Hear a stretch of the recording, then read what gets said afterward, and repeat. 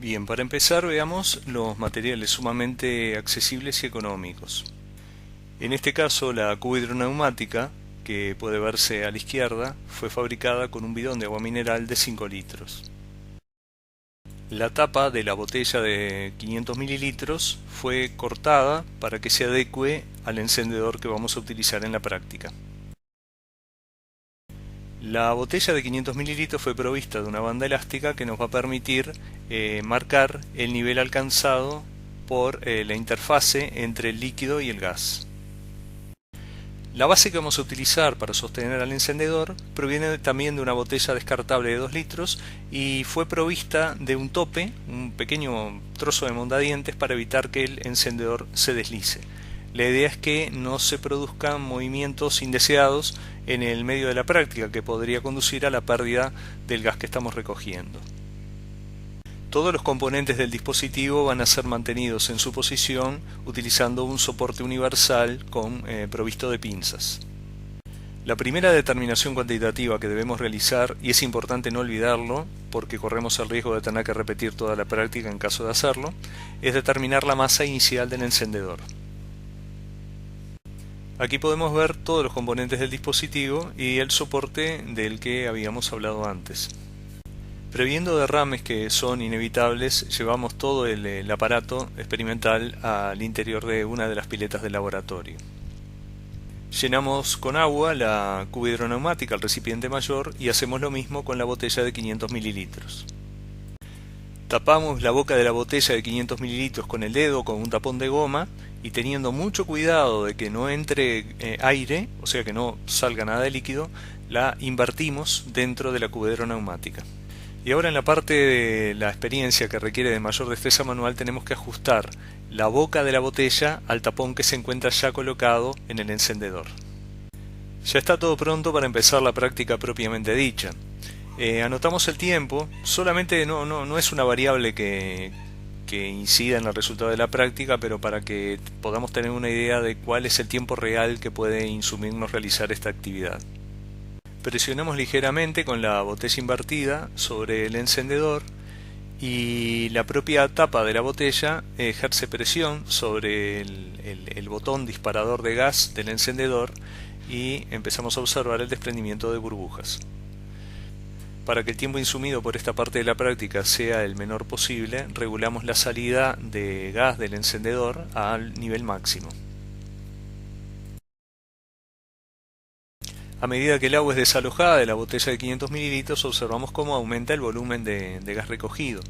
Si el soporte fue ajustado de manera adecuada, esta etapa monótona puede ser acompañada de los preparativos para el registro de los datos experimentales en el protocolo que le fue entregado previamente a los alumnos. Si bien aún no hay ningún dato para anotar, es bueno que los estudiantes tengan ya pronto el material sobre la mesa para que, particularmente en caso de que contemos solamente con una hora para realizar esta actividad experimental, puedan llevarse sus anotaciones para después procesarlas en sus casas o en una clase posterior. De tanto en tanto, revisan los estudiantes el nivel de gas alcanzado en el recipiente recolector. El tiempo dependerá del tipo de encendedor utilizado, pero la experiencia nos muestra que con ligeras variantes, en unos 25 minutos, incluso puede ser un poco menos, 15-20 minutos, el volumen de gas obtenido es suficiente como para minimizar los errores relativos y obtener buenos resultados en la práctica. Una de las precauciones que tenemos que considerar es la de que el volumen de gas obtenido sea tal que nos permita igualar los niveles de líquido, de agua, entre el recipiente interior y el recipiente exterior, de tal manera de poder garantizar que la presión externa sea igual a la presión interna dentro del aparato recolector. Bueno, en nuestro caso han transcurrido unos 25 minutos desde el comienzo de la práctica y nos disponemos a medir la temperatura del agua dentro del aparato. Dato fundamental para poder determinar la presión de vapor de agua dentro del recipiente recolector. Igualamos ahora los niveles de agua en la cuba hidroneumática y marcamos con la banda elástica el nivel alcanzado por la interfaz entre el líquido y el gas. Realizada esta operación ya no tenemos que preocuparnos por la posible salida de líquido del recipiente de 500 mililitros. Ahora vamos a abocarnos a determinar el volumen del gas utilizando una probeta. Simplemente llenamos con agua la botella hasta el nivel marcado por la banda elástica y medimos el volumen del agua contenida en la botella con una probeta con la mayor precisión posible. En este caso vamos a utilizar una probeta de 250 mililitros. Anotamos los datos que vamos obteniendo y nos dedicamos de manera muy particular a garantizar el secado del encendedor.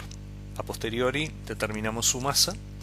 Esa masa final seguramente va a ser menor a la masa inicial. Acá tenemos los valores obtenidos en nuestra experiencia. Y con la temperatura recogida en el baño de agua, nos vamos a la tabla de presiones de vapor para determinar cuál es la presión de vapor de agua a la temperatura a la que realizamos el experimento. Anotamos ese valor, tomamos la presión barométrica.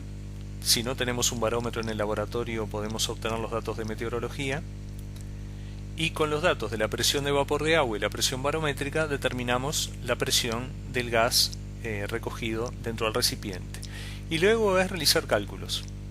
Ahí están los cálculos, los valores experimentales ubicados en la expresión despejada de la ecuación general de estado gaseoso.